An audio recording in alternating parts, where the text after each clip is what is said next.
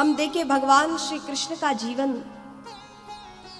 भगवान राम का जीवन परम सरल रहा।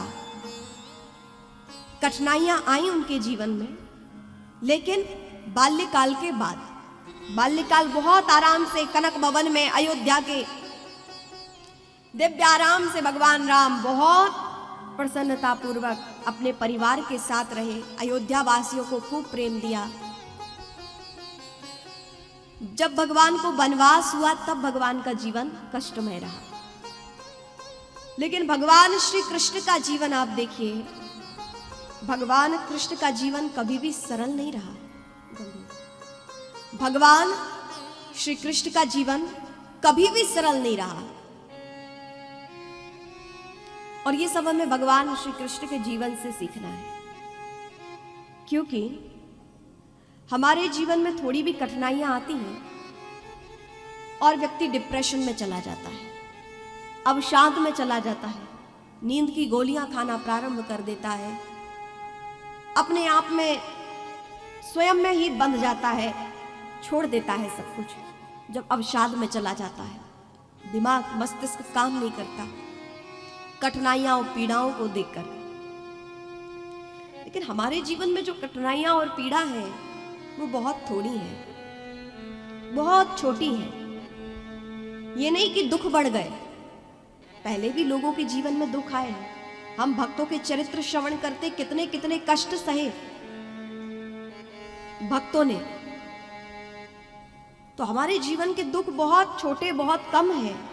हम भगवान के जीवन को देखें कि भगवान कृष्ण के जीवन में कितने कष्ट आए, लेकिन कहीं लिखा हो कि भगवान बैठकर रो रहे हो अपने कष्टों को लेकर, तो ऐसा किसी शास्त्र में नहीं लिखा कि भगवान अपने कष्टों को लेकर रोने बैठे हो।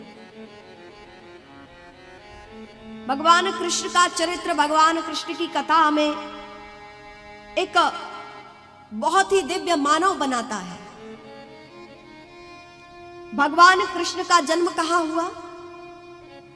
कहां हुआ भाई बोलिए?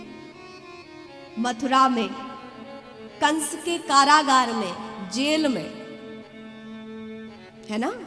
एक बार प्रेम से बोले राधे राधे राधे राधे राधे राधे राधे राधे। राधे राधे। भगवान का जन्म कहां हुआ? मथुरा के कैद खाने में, कंस के जेल में। अब जरा देखिए, जेल व्यक्ति कब जाता है? जब उसका दुर्भाग्य जागृत होता है। दुर्भाग्य जागृत होता है तभी तो कोई ऐसे कार्य हो जाते हैं कि व्यक्ति जेल जा पाता है। और भगवान का जन्म ही जेल में हुआ है। कष्ट देखिए आप उनके जीवन में। अरे जन्म होते ही अपनी माता पिता के पास एक दिन भी भगवान नहीं रुके। मां का प्रेम नहीं मिला। भगवान कृष्ण को बालक है, ठीक से मां को निहार भी ना पाए भगवान। मां ठीक से कृष्ण भगवान को प्रेम भी ना दे सके। पिता ठीक से गोद में लेके अपने बालक के साथ खेल ना सके। इतना दुख भगवान के जीवन में। एक दिन के भी भगवान अपने माता पिता के पास नहीं रहे। तुरंत उन्हें नंद बाबा और यशोदा मैया के यहां भेज दिया गया, कंस के डर के कारण कि कहीं बालक को कोई हानि ना हो जाए। भगवान एक भी दिन अपने माता पिता के पास ना रह सके।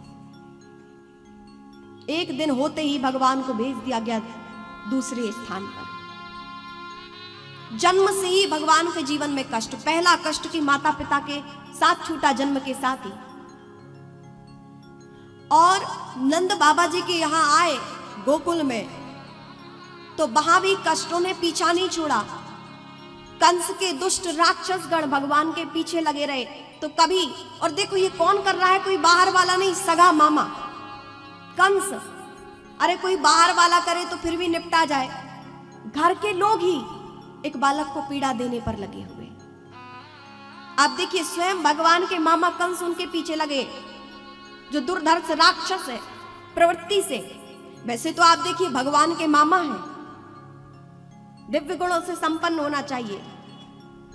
वैसे भी राक्षस वो नहीं है जिसके बड़े बड़े सींग हो, 2-4 आंखें हो, 8-10 हाथ हो। ऐसे किसी को राक्षस नहीं कहा गया है। असुर उसको नहीं कहा गया है।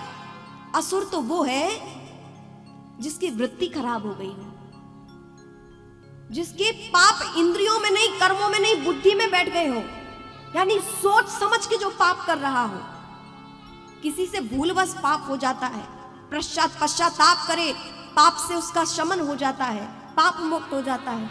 लेकिन यहां सोच समझकर, साजिश करके पाप हो रहा है, और ऐसे पाप भगवान कभी क्षमा नहीं करते।